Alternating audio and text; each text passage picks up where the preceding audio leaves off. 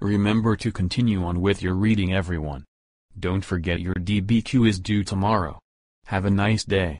I'm pretty disappointed that Mr. Augie didn't teach us about the fashion in colonial America. I know. It would have been interesting. Hey! Maybe my mom could tell us about it when we go to my house after school today. She might know. I've seen her design some colonial costumes before. Yay! I forgot that she was a costume designer.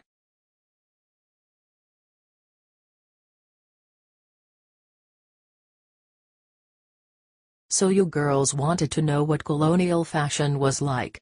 I know all there is to know about colonial American fashion. I had to design and find out quite a bit. Let's go to your gallery. Great idea. Well, women wore formal dresses with stiff bodiced mantuas back in the 1700s. And they had closed or round petticoats. Sometimes they even had an apron on top. Why would some wear aprons on top? By wearing aprons they would protect their clothes. Most people only owned about 2 to 4 outfits. It depended on whether you were rich, middle class, or poor. How often did they wash their clothes? They barely washed their clothes. Gowns is an example of something that was never washed because it was worn on top of so many layers. Yuck! That's disgusting. They definitely had some hygiene problems back then.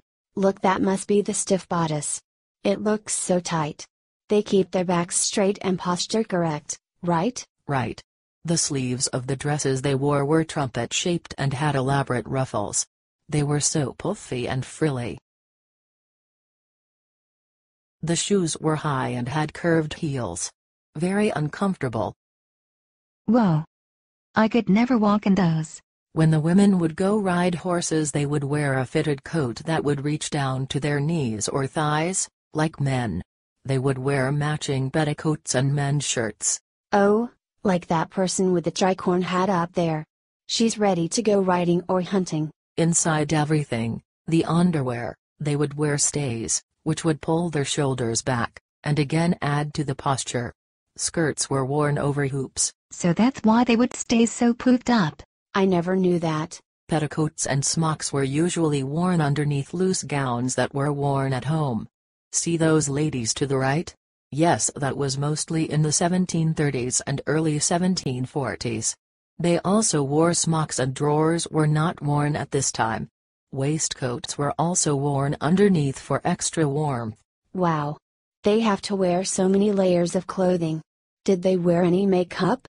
Yes, they did. They wore heavy white foundation made of things like egg whites. And white powder like rice powder, too. They would also wear deep red or cherry red lip color. Remember their social rank, where they went and worked, and whether the situation was formal or informal played a huge role. They wore wigs as well. Now enough about the women. Men were very known for wearing wigs. There were even different wigs for the different ages, and a variety of colors were worn. White with curls were the most popular. White with curls? Of course. They wore many layers like the ladies. Wow. Ribbons, waistcoats, long well-trimmed coats and hats, deep cuffs, ruffled shirts, stockings over breeches, riding boots, and wigs would all complete the men's look. I still can't believe white wigs were in style. The toddlers' gowns that had low necks and had leading strings, which were like leashes for the little ones who were learning how to walk. Girls wore simple gowns, while boys wore waistcoats, shirts, breeches, and coats. They were similar to the adults, but not quite the same. Thank you so much. Now I know. Yay. I've learned so much about the fashion in the 16 and 1700s. Anytime, girls. Speaking of all of these styles and clothing, we should go to the mall. What do you girls say? That would be so much fun. Yeah. Let's go. The fashions and clothing today are so different from what they used to be like. Yes, they are. People would think we were strange if we wore some of the styles from back then. Yes, they would. The women would wear their corsets so tight, it was hard to breathe, and most clothing was hand-sewn. Today, we are so much more casual with our looks. I mean, sure, there are many differences. We could just look around us. but it's great to know what fashions they branched out of. It makes me wonder what people will think about our styles today, centuries later.